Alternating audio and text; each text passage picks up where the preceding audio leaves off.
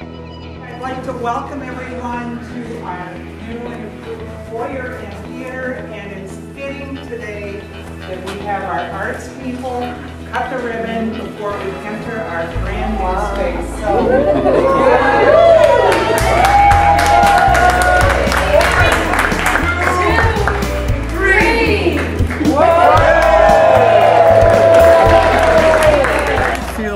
absolutely fantastic. Really, it's been so many years since we've been waiting for this, and finally it's a reality. I can hardly believe it. Having the theater in the old place kind of makes me feel like the nostalgia is still there. I can still feel all the things that we've put on those stages, so I'm happy that we're not starting over. But it's exciting because it's just new and improved, and it's just going to be so much better for us.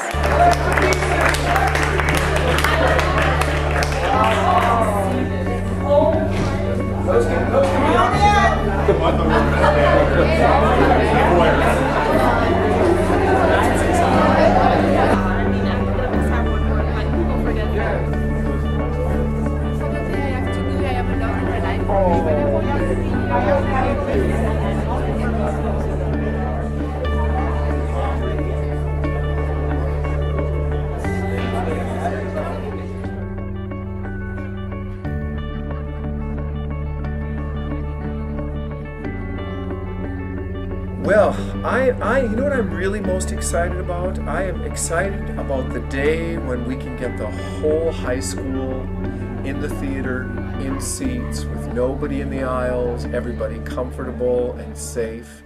And I'm excited for that for the middle school, and most excited for the elementary school because they're our largest school.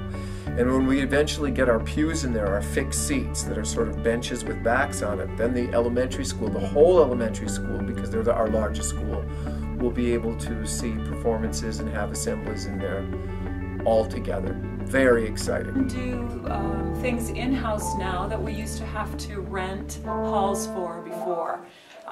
We also never have to perform in the gym again. That's something that I think is great. Yes, and this is just going to make every type of choir or choral performance we want to do possible in our own new space. It's a great feeling. I think that anytime you finish and accomplish what you set out to do, it should be celebrated and you should feel good about it. As for all projects that are successful, it was a team effort.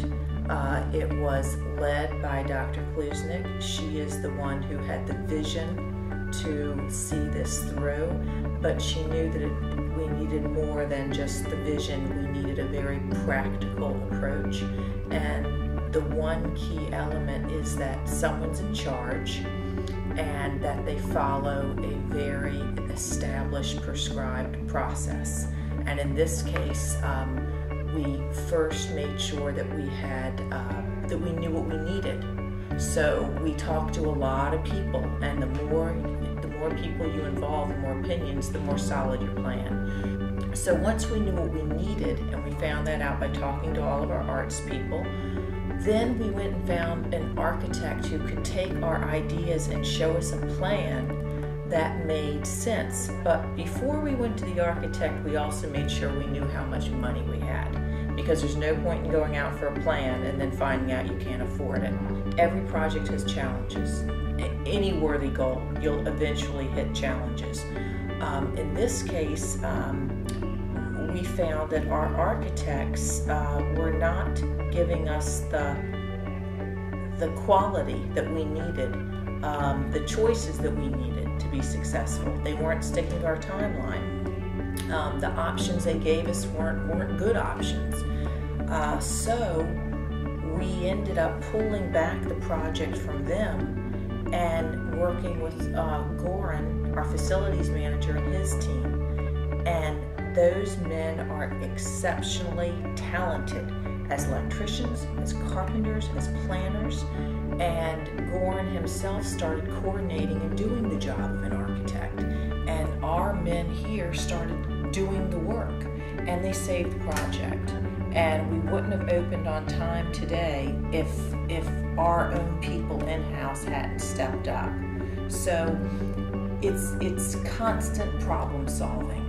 But if you've got the right people thinking about the problems with the know-how up here and the willingness to do it, you can get where you're going.